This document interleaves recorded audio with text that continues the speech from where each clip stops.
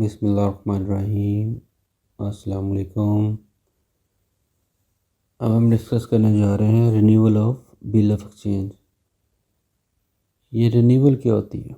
सबसे पहले तो हमें टॉपिक का थोड़ा इंट्रोडक्शन करना होता है ताकि हमें समझ आ जाए कि टॉपिक एक्चुअली है क्या, फिर हम उसकी जनरल एंट्रीज पास करते हैं।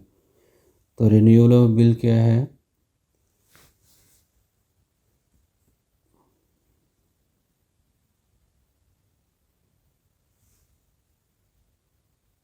Sometime acceptor of a bill finds himself unable to meet his acceptance on the due date। जो बिल को एक्सेप्ट कर रहा होता है वो बाज़ का ड्यू डेट पे इस पोजीशन पे नहीं होता कि बिल की पेमेंट वो कर दे।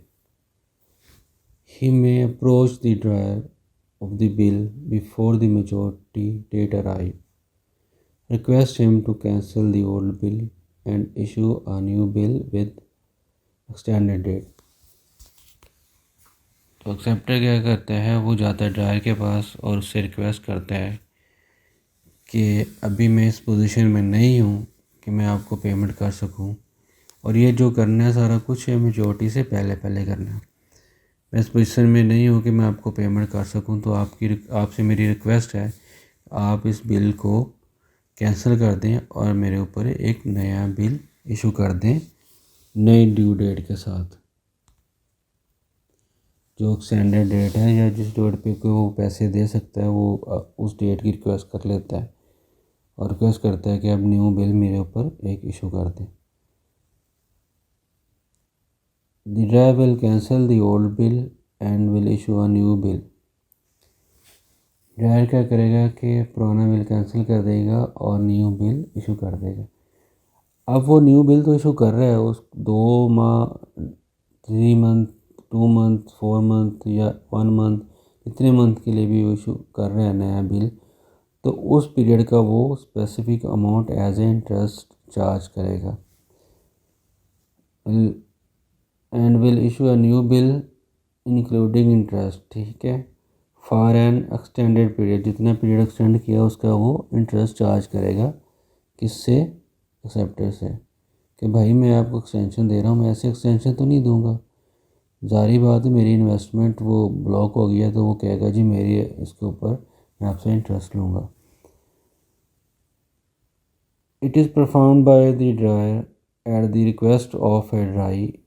इन this case the acceptor drawee has the option to pay the interest in cash and thus the new bill be of the same as the previous one. क्या कह रहे हैं जी? क्योंकि बिल एक्सेप्टर की request पे किया जाता है रिन्यू, तो वो उसका इंटरेस्ट भी देता है।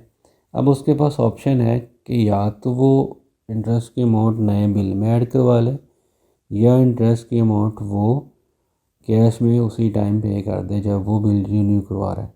तो जब अगर वो कैश में पे कर देता है तो बिल फिर सेम अमाउंट का होगा जितनी अमाउंट का बिल पहले था। और अगर कैश में पे नहीं करता तो अगर सपोज़ 10,000 का बिल था और 100 रुपीज़ उसके ऊपर इंटरेस्ट है, तो वो 10,000 100 रुपीज़ का बिल नया शो हो जाएगा। यानी दोनों ऑप्शन मौजूद हैं, या 100 रुपीज़ कैश पे कर दे या उसको बिल के अंदर ऐड करवा ले।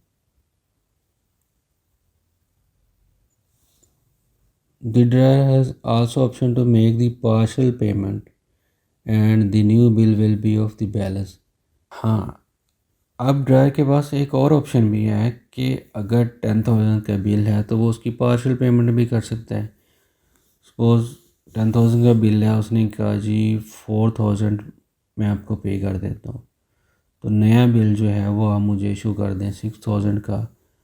तो जो ड्रायर है वो क्या करेगा, वो नया बिल 6,000 का इशू करेगा, उसके ऊपर अपना मार्कअप ऐड करके। अगर मार्कअप कैश में पे कर दिया जाता है तो फिर जो बैलेंस अमाउंट है सिर्फ उसी का ही नया बिल इशू किया जाएगा। ये तो था इंट्रोडक्शन के renewal of bill of exchange होता क्या है।